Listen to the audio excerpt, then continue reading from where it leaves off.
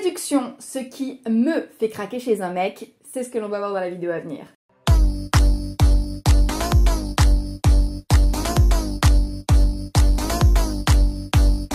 Salut mes petits chats, j'espère qu'aujourd'hui ça va. Aujourd'hui, je vais essayer de me livrer à une petite introspection sur qu'est-ce qui m'a fait craquer chez les mecs en général. Et là encore, je vais sortir des conseils lambda que l'on peut vous donner. Alors, je vois venir les commentaires dégueulasses du style, parce que je l'ai déjà lu quelque part, hein, il ne faut pas demander à une femme comment la séduire, c'est comme demander à un poisson comment le pêcher. Il y a deux concepts un petit peu qu'on oublie dans ce genre de métaphore à la con. Si tu considères la séduction comme la pêche, c'est que tu considères la séduction comme quelque chose que tu fais subir à une fille contre sa volonté. Et ça s'appelle pas de la séduction en fait, ça s'appelle du forçage, ok? Alors, si pour toi la séduction est comparable à la pêche, je me demande quelle vision des femmes tu as, et je me demande ce que tu leur veux à ces femmes-là, parce que personnellement j'aime être séduite, il n'y a aucun problème, je n'aime pas être pêchée, je n'ai pas envie d'être pêchée, d'accord? Je n'ai pas envie d'avoir un hameçon dégueulasse comme ça sur ma joue et d'être ensuite cuite au barbecue, vois-tu? Et aucune femme n'en a envie. En ayant ce genre de réflexion, tu te coupes à pas mal d'opportunités de filles intelligentes. Deuxième chose, si tu sors ce genre de phrase, c'est que tu as l'air d'oublier un autre détail, c'est que nous en tant que femmes, on dispose d'un truc qui s'appelle le libre arbitre. Et également, nous sommes relativement intelligentes et capables d'introspection. Quand même s'il peut nous arriver de réfléchir à côté et de faire des erreurs de diagnostic, ce qui peut arriver à toutes les femmes et à tous les hommes, ce qui peut en fait arriver à tout le monde, on peut tous soit nous mentir d'une certaine manière ou soit faire une erreur de diagnostic. Je pense que dans la majeure partie des cas, si on est un petit peu honnête avec nous-mêmes, on peut comprendre, ou on peut en tout cas avoir de bonnes pistes pour savoir qu'est-ce qui nous a plu chez quelqu'un en étant un petit peu authentique. Je rajoute à ça le fait que j'ai un peu une triple casquette, parce que je suis à la fois une femme, donc qui se fait séduire, je suis aussi une femme séductrice, bon, plus maintenant, mais je suis une séductrice et je suis plutôt en général proactive quand il s'agit de la séduction, mais en plus de ça, je suis une coach, c'est-à-dire que je travaille dans le milieu du coaching depuis maintenant 8 ans, et par conséquent, j'ai eu l'opportunité de faire des investigations, d'interroger et d'observer les dynamiques amoureuses, et cette triple casquette me permet en fait d'avoir un petit peu de recul par rapport à ce qui moi me plaît chez les hommes, et j'ai pu aussi confronter mes propres critères de sélection, en tout cas les mécanismes qui ont marché sur moi, avec ce qui avait fonctionné sur d'autres femmes que j'avais interrogées dans le cadre de mes travaux. Et j'ai constaté en fait des traits que j'ai pu constater chez quasiment tous les mecs avec qui je suis sortie, ou tous les mecs qui ont su m'attirer ou attirer des femmes justement autour de moi, ou attirer les femmes que j'avais interrogées. Et ce sont ces traits-là dont je vais vous parler, ce sont en fait ces trucs-là qui m'ont fait craquer chez les mecs et qui font craquer beaucoup de femmes en général. Et par ailleurs, si vous voulez aller plus loin justement, en ce moment j'ai un programme de coaching que je promeus depuis un moment, mais aujourd'hui je voudrais vous en parler. C'est un programme de coaching qui s'appelle donc De timide à charismatique en 3 mois seulement. C'est un programme de coaching donc sur 3 mois avec des rendez-vous avec moi hebdomadaires et une immersion en présentiel donc qui dure 3 mois. Qu'est-ce qu'on fait durant ces programmes de coaching? Eh bien, en gros, dans un premier temps, qu'est-ce que l'on fait? C'est on vous aide à sortir de votre timidité et on défonce vos croyances limitantes pour que vous osiez plus facilement séduire les femmes et pour que vous osiez plus facilement les aborder. Ensuite, dans un deuxième temps, qu'est-ce qu'on fait? C'est on vous fait monter en valeur et donc on fait en sorte que vous plaisiez aux femmes qui vous plaisent à vous, parce que ça c'est le principal problème que rencontrent mes élèves, c'est que la plupart du temps ils n'attirent pas les femmes qui leur plaisent eux et ils arrivent à attirer les femmes qui ne leur plaisent pas particulièrement. Donc là on va être là pour faire en sorte que cette dynamique là soit cassée. Ensuite, qu'est-ce qu'on fait? On vous aide à multiplier les canaux de rencontre, ça veut dire que l'on vous donne des clés pour que vous rencontriez plus de femmes et par conséquent vous arrêtez de courir après les filles qui ne sont pas intéressées par vous et vous pouvez en fait attirer les filles qui vraiment sont attirées par vous et que vous attirez pour de vrai. Et puis, dans un quatrième temps, on vous apprend la séduction. C'est-à-dire que là, à travers des exercices avec moi, en présentiel ou à distance, on va vous apprendre vraiment à séduire. Et par là, séduire, j'entends aborder une femme, avoir un rendez-vous avec une femme, textoter une femme correctement, et puis ensuite Donc justement démarrer avec elle une relation, quelle que soit la nature de cette relation.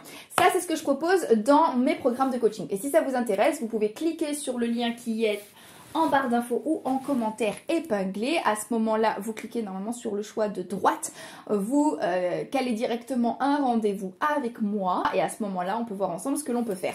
Ceci dit, je vais pouvoir entrer dans le vif du sujet. Alors, première chose qui me plaît chez un mec, mais alors ça... Bon, je le dis, je l'ai jamais caché, chez moi c'est l'humour et la répartie. Une femme qui rit à moitié dans le lit, chez moi c'est 75%. Je peux sortir avec un mec qui physiquement n'est absolument pas mon genre s'il me fait pisser dessus de rire. J'ai besoin de rire, j'ai besoin d'un mec qui me fait rigoler, je ne peux pas sortir avec un mec qui ne me fait pas rire.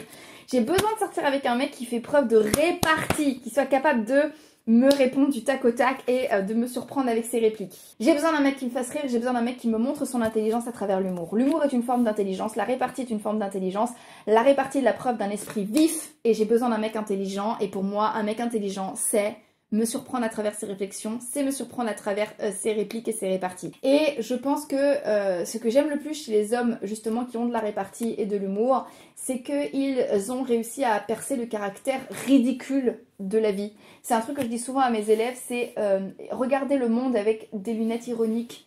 C'est-à-dire essayer de vous rendre compte à quel point le monde est ridicule. Le monde est ridicule. Les êtres humains sont ridicules. Nous sommes des individus complètement ridicules. Nous sommes des clichés sur pattes. Je suis un cliché sur pattes.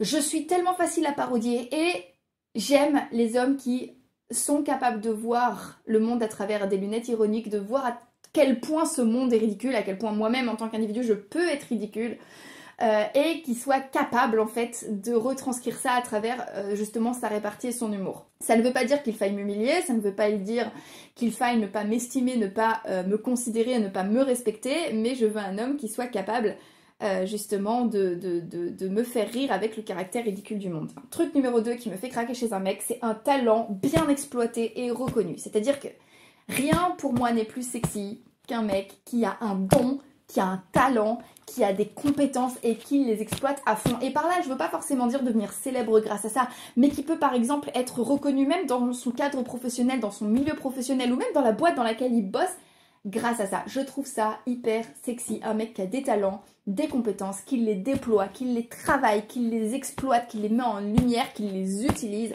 et qui obtient avec ça des résultats extraordinaires. J'en ai déjà parlé 1 milliard de fois, c'est la raison pour laquelle je suis très souvent sortie avec des mecs qui étaient sur le devant de la scène ou des mecs, ou en tout cas j'étais attirée par des mecs parce que j'arrivais pas forcément toujours à obtenir leur intérêt de leur part, mais c'est une autre histoire. Mais en gros j'en ai déjà parlé dans plein de vidéos et j'ai jamais vraiment eu honte de ça, enfin je m'en suis jamais vraiment cachée, mais j'ai souvent été attirée par des mecs qui justement prenaient la lumière avec leur talent parce que justement ils avaient cette capacité à mettre en avant leur talent, à l'exploiter, le travailler, le développer et à en faire quelque chose d'intéressant pour obtenir des bons résultats.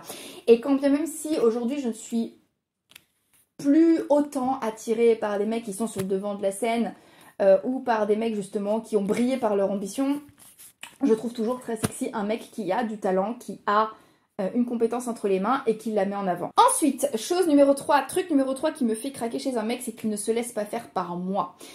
C'est une prise de conscience hyper douloureuse que j'ai eue récemment et je vous en parle aujourd'hui. Je suis absolument pas fière, je tiens à le dire. Mais je me suis rendu compte d'à quel point j'ai pu être une mauvaise personne, une mauvaise petite amie. Je pense avoir fait le deuil d'être quelqu'un de bien. Enfin, je travaille activement tous les jours à devenir quelqu'un de bien.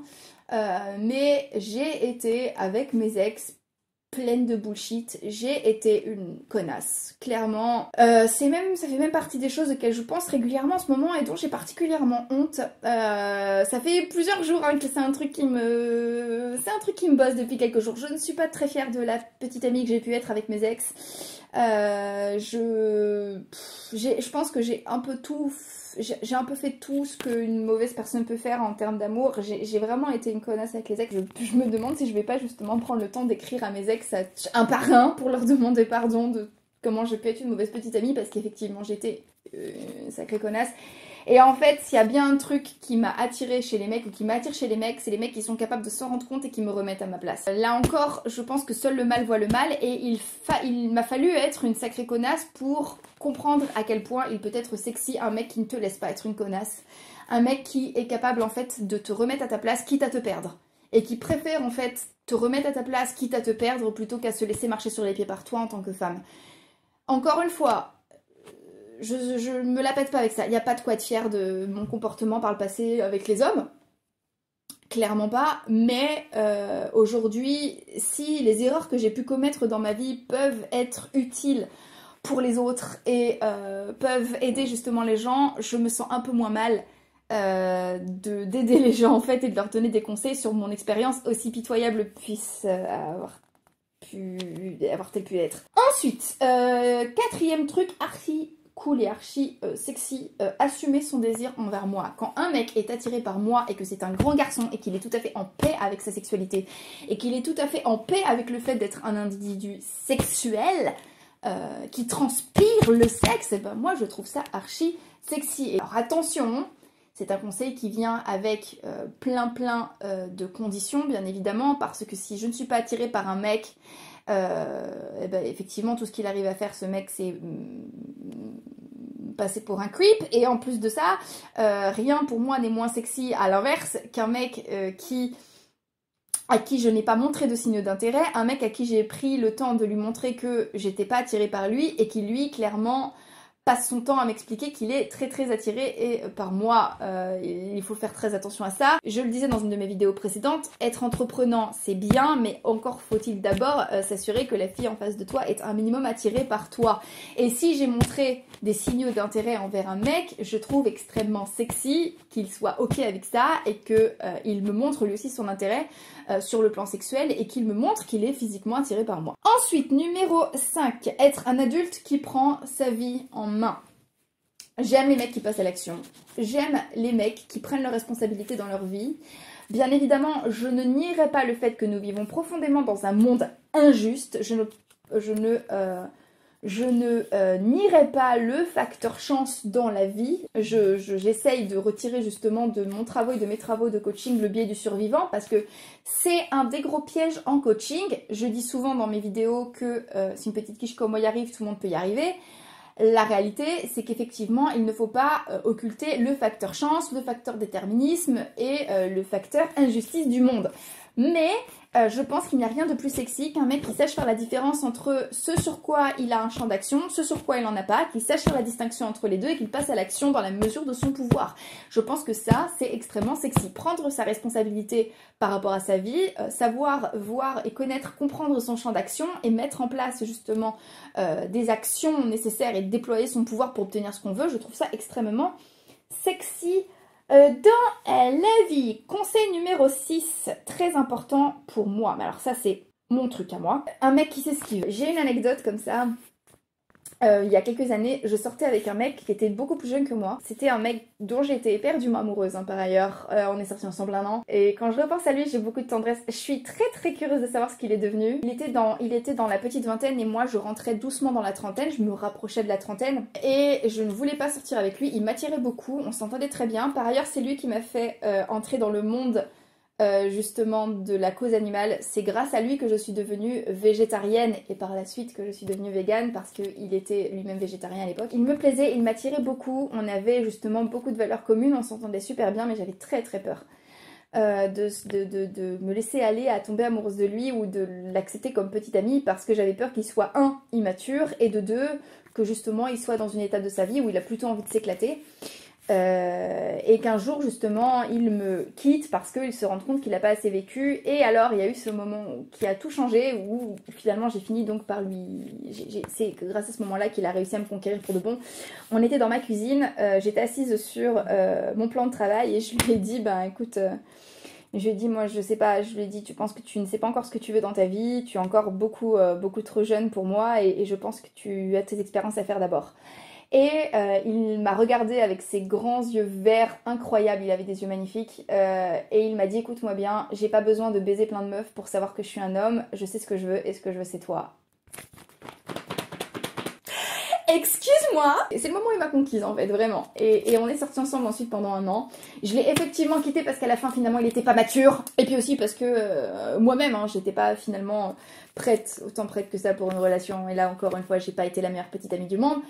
Mais sur le coup, le fait qu'il m'ait montré ce qu'il voulait, ça a fonctionné. Ensuite, et ce sera mon dernier conseil, conseil numéro 7, mais ça c'est quelque chose pour lequel vous pouvez à peu près rien, c'est un mec qui me fait craquer, c'est un mec qui correspond à mes critères. Et vous pouvez être un mec incroyable, super beau, super intelligent, et malgré tout ne pas correspondre à mes critères. Ça veut dire que vous pouvez être un mec super, mais malgré tout, je peux avoir énormément de mal à me projeter avec vous, et le fait de ne pas réussir à me projeter avec vous, ne pas considérer que nos vies sont compatibles, que nos envies sont compatibles, ou que vous êtes compatible avec mes critères qui me correspondent à moi, qui me sont donc subjectifs, ça malheureusement c'est pas de vos ressorts. C'est le petit bonus track pour lequel vous ne pouvez rien, dont je vous parle parce qu'en fait il faut être un peu honnête, mais en réalité c'est un conseil que je vous conseillerais de ne pas trop prendre en compte. Juste c'est un conseil qui peut vous aider à ne pas prendre personnellement le fait qu'une fille peut ne pas être intéressée par vous.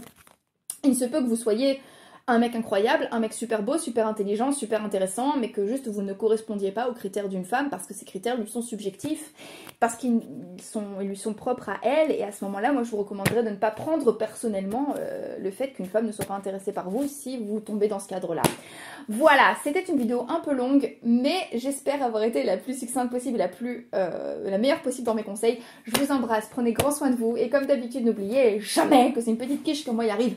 Tout le monde peut y arriver, donc maintenant, c'est à vous de jouer.